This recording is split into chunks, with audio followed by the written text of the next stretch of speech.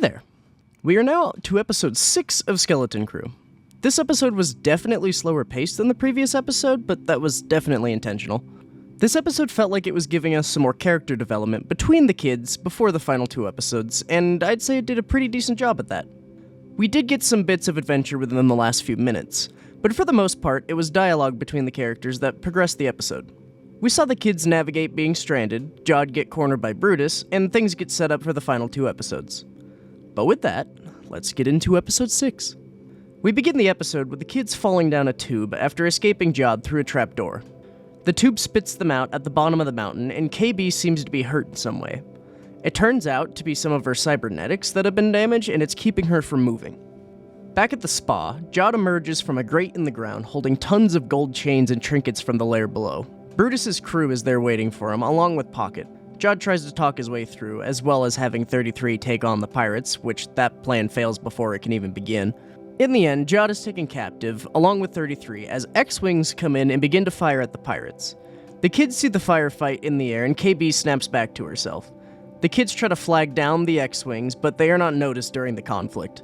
KB mentions that she has the coordinates of AT-AT stored, and the kids just need to make it back to the ship. Fern suggests climbing back to the landing pad, but Wim says that he doesn't even think that's possible. KB walks away, and Fern goes to check on KB, and she snaps at Fern for not listening, and it seems that KB does not want to go along with the plan to climb. Wim and Neil are now surrounded by some sort of strange talking crabs that only speak one word at a time. Wim says that since they are intelligent, they might be able to help, but Fern says that climbing is the way to go. After arguing for a while, they decide to split up, with Neil and Fern going the climbing route, and Wim and KB going out to follow the crabs. Back with the pirates, their ship comes out of hyperspace near a small fleet of pirate ships. Jod is brought before Brutus, who finds him guilty and sentences him to death by airlock. One of the pirates speaks up and says that Jod gets one last appeal as per the pirate's code. Jod makes a speech about always fighting for scraps, but now he has a big payday and none of them will ever have to settle for less again. He talks to several of the crew directly and says that with his score, they could have their dreams realized. He shows off one of the last Old Republic credits and mentions how he knows AT-AT is real because he heard it from Tack Renard. After singing the old shanty of Renard's story and taking a shot at Brutus's command, the pirate crew seems to be alright with Jod being around. Brutus takes Jod and threatens him by saying if Jod is wrong, he will be going out the airlock. Back with Wim and KB, Wim wonders if KB is going with him because she thinks that Wim was right, or rather because she was just mad at Fern. After walking for a bit longer, Wim turns around and notices that KB is sitting slumped over. KB says that a fuse in her cybernetics is corroded and that Wim needs to fix it. Meanwhile, Fern and Neil are attempting to climb up an access ladder up to the landing pad, and Neil is struggling behind. Fern tells Neil to keep going, but Neil mentions to her that not everyone can do things the same as her. Back with KB, Wim brings over some scrap droid parts from nearby junk piles to attempt to repair KB. Wim asks if this is why KB didn't want to climb and wonders why she didn't just tell Fern. It is clear that KB worries that if she slows Fern down too much, that Fern wouldn't want to be around her as much. As Wim continues to work with the parts, KB says that days of adventure without maintaining her cybernetics have taken a toll. She also says that if she loses Fern as a friend, that she'll have 0 friends again. Wim quickly says, without even thinking or making a big deal out of it, that she could just be friends with Wim and Neil if that happened. KB smiles at this, and I honestly love this moment. It shows just how naturally kind Wim is. He doesn't care much about being popular in school or any of that. He is a nerdy kid who loves adventure and doesn't care who his friends are as long as they're good people. This moment just felt really great for these two and definitely helps bridge that gap between the two groups of kids, being Fern and KB and Wim and Neil. KB's condition changes, and Wim has to quickly melt down some wires and pour the metal into the sand to attempt to make a new fuse. Also, he just burnt all his nerve endings off there touching that right after it came out of the sand. He replaces the fuse right as KB goes unconscious. He waits a moment in suspense before KB snaps back. She stands up and regains her movement. She kinda just lightly mentions that she almost died and that Wim saved her before thanking Wim for helping her.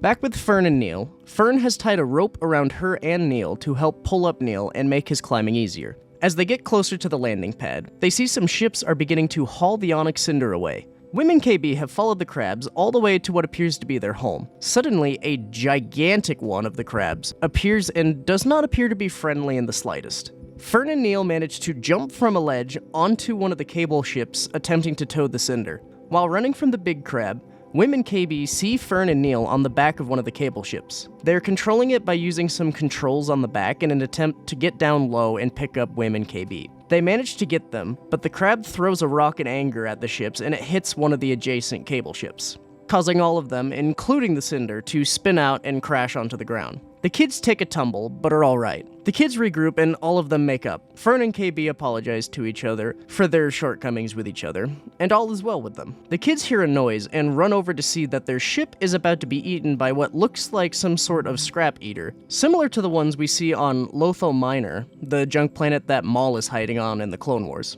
The kids run and make it to the ship. KB remembers how to start the ship, but does not have enough time to start it normally. She goes to jumpstart the engine while Neil is tasked with flying. They attempt to take off, but the junk eater has them. They try to shoot it off, but that does not work. They get the ship to take off, but even with a power surge to the engines, they can't escape. Fern mentions using the emergency hull demolition sequencer, which 33 said never to touch. Fern eventually decides that it is the only option, and the ship begins to blow charges on the outside of the hull. It ends up leaving the old exterior, and the ship ends up exiting it like a lizard shedding his skin almost. They manage to escape, with Neil's questionable flying, in what looks like a new ship. They fly off into orbit, and that is where the episode ends. Now, just so I don't forget, that whole demolition thing is honestly pretty cool looking. It is not something that I have thought of before. It also makes sense as to why it's on a pirate ship, as it's likely a technology designed for repelling boarding in an emergency. But I did really like it. I also really enjoyed the character work with Fern, KB, and Wim in this episode.